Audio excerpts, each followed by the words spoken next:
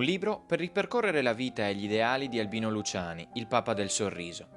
Sarà pubblicata in primavera la prossima fatica editoriale di Marco Roncalli, giornalista e storico, già autore di una biografia su Papa Giovanni XXIII. Roncalli ha dato alcune anticipazioni del suo nuovo lavoro nel corso di un'interessante serata organizzata dal Centro Culturale Albino Luciani, che ha evidenziato i momenti salienti della vita del pontefice, con particolare attenzione al periodo trascorso a Vittorio Veneto, quando nel 1959 fece il suo ingresso come vescovo della diocesi. Gli anni sulla cattedra di San Tiziano, li conoscete meglio di me forse, per certi versi, sono 11 anni di azione pastorale tra parrocchie, famiglie, scuole, ospedali, e dove direi che come motivi conduttori troviamo sicuramente innanzitutto una sollecitudine per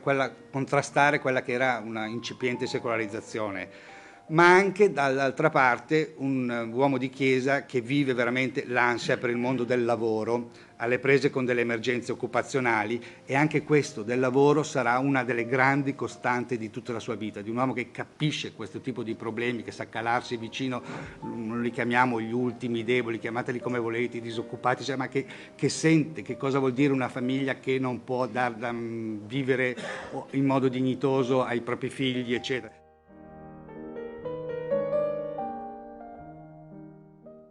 È un vescovo che ha già capito che cos'è la dimensione internazionale, che cos'è la missionarietà, e questo è testimoniato benissimo anche solo dal grande viaggio che lui fa in Burundi nel 66.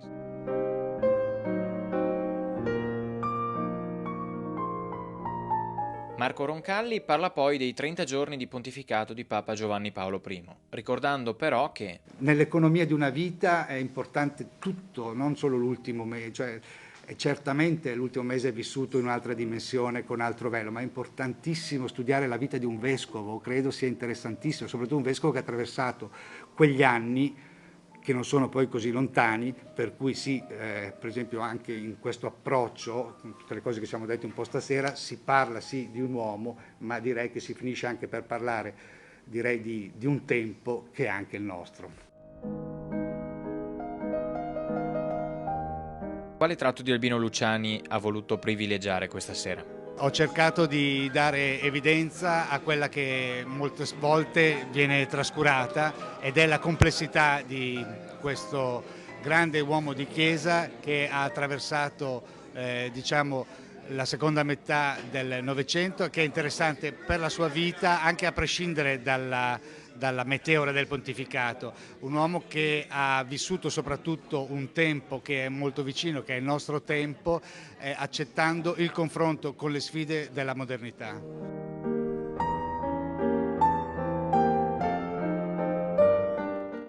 Ha partecipato alla serata anche Monsignor Francesco Taffarel, attuale parroco di Tarso, che è stato segretario particolare di Luciani tra il 66 e il 70.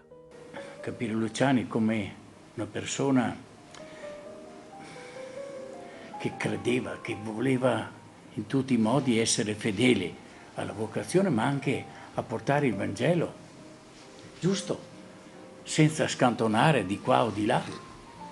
che non è sempre facile,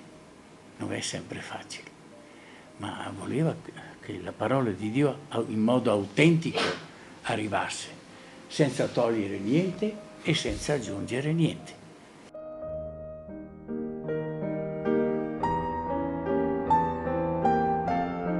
L'incontro è stato moderato dal professor Giuseppe Sorge, uno dei fondatori del Centro Culturale Luciani, che ha sede a Conegliano. Da cosa è nata la volontà di fare una serata come questa col dottor Roncalli?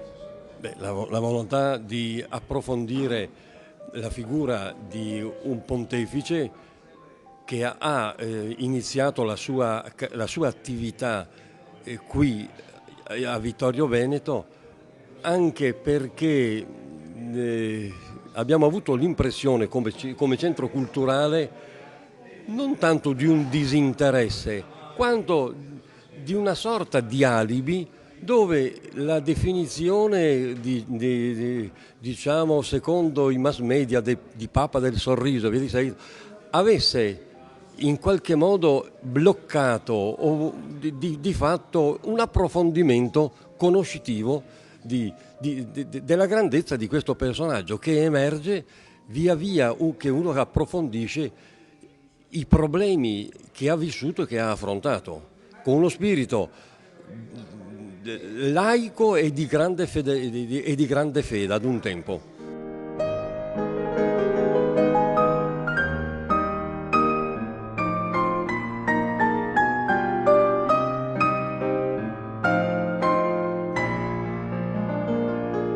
Qual è l'operato del vostro centro culturale? Noi siamo sorti per raccogliere e testimoniare a livello locale aspetti di vita eroica, nel senso di vita che cerca di realizzare nell'impegno e del lavoro e del quotidiano una testimonianza di fede. I testimoni di verità o della verità sono dei personaggi che illuminano e fanno riflettere,